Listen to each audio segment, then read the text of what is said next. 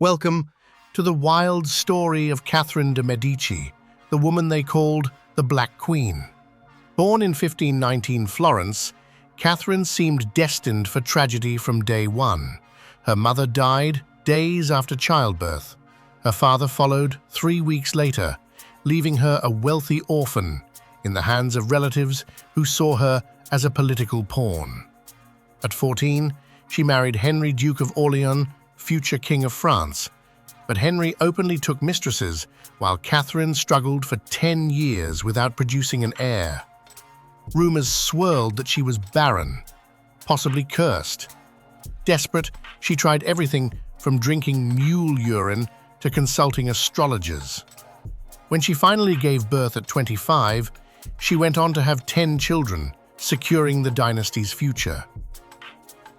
Everything changed when Henry died in a jousting accident in 1559. Catherine emerged from the shadows as Queen Mother, wielding unprecedented power through her 3 sons who became kings. Francis died young, Charles ruled as a sickly child, and Henry preferred prayer to politics.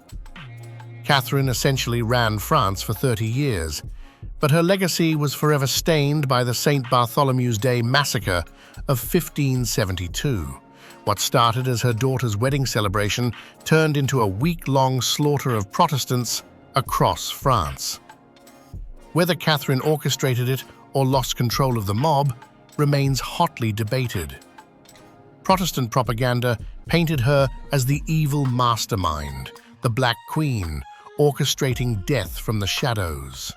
Catherine used art, architecture, and spectacle to maintain royal prestige during decades of religious civil war. She negotiated, compromised, and yes, sometimes eliminated enemies to keep the crown on her sons' heads. When her youngest son made the fatal mistake of assassinating the Duke of Guise without consulting her, she reportedly wailed that she saw him rushing toward his ruin. She died weeks later, having outlived all but one of her children.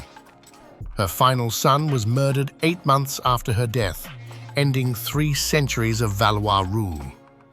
History remembers Catherine as either a Machiavellian monster or a shrewd woman doing whatever it took to survive in a man's world.